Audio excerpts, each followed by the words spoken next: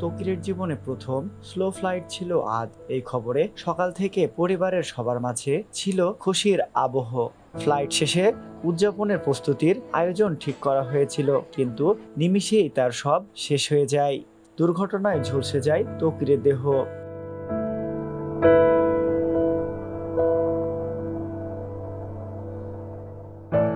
তোরায় milestone school and কলেজে বিমান বাহিনীর একটি যুদ্ধবিমান বিধ্বস্তের ঘটনায় ঘটেছে। বিধ্বস্ত হওয়ার সঙ্গে সঙ্গে বিমানটি আগুন ধরে যায়।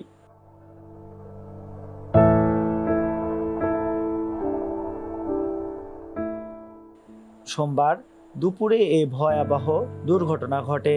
এ ঘটনায় বিমানের পাইলট তৌকির ইসলাম সাগর নিহত হয়েছেন। সবশেষ জানা গেছে এ পর্যন্ত 20 জন নিহত হয়েছে, যার অধিকাংশই শিশু শিক্ষার্থী। গুরুতর আহত অবস্থায় রাজধানীর বিভিন্ন হাসপাতালে চিকিৎসাধীন আরও 171 জন। রাজশাহীর উপশহরের 3 নম্বর সেক্টরের আশ্রয় ভবনে ভাড়া বাসায় থাকতেন ফ্লাইট লেফটেন্যান্ট তৌকিরের পরিবার। তার বাবা তহুরুল ইসলাম, মা সালেহা খাতুন, বোন সৃষ্টি এবং বোন জামাই এ বাসায় বসবাস করতেন।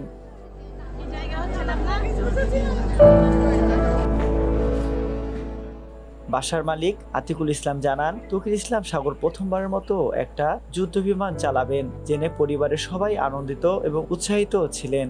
দুপুরের পর তারা বিমান বিধ্বস্তের খবর পান এবং জানতে পারেন সাগর ঢাকার সম্মিলিত সামরিক হাসপাতালে চিকিৎসাধীন রয়েছেন। তখনও তারা জানতেন না তৌকির আর বেঁচে নেই।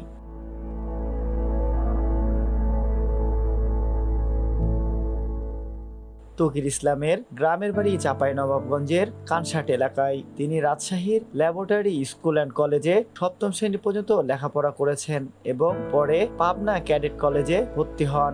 1 বছর আগে তিনি ব্র্যাক বিশ্ববিদ্যালয়ে একজন শিক্ষিকাকে বিয়ে করেছেন। আইএসপিআর জানিয়েছে, দুর্ঘটনা মোকাবেলায় এবং বড় ধরনের ক্ষয়ক্ষতি এড়াতে বৈমানিক ফ্লাইট লেফটেন্যান্ট মোহাম্মদ তৌকির ইসলাম বিমানটিকে ঘনবসতি এলাকা থেকে জনবিরল এলাকায় নিয়ে যাওয়ার সর্বাত্মক চেষ্টা করেছিলেন, কিন্তু দুর্ভাগ্যবশত বিমানটি ঢাকার দিয়াবাড়িতে মাইলস্টোন স্কুল এবং কলেজের দোতলা একটি ভবনে অনাকাঙ্ক্ষিত দুর্ঘটনায় বিধ্বস্ত হয়েছে।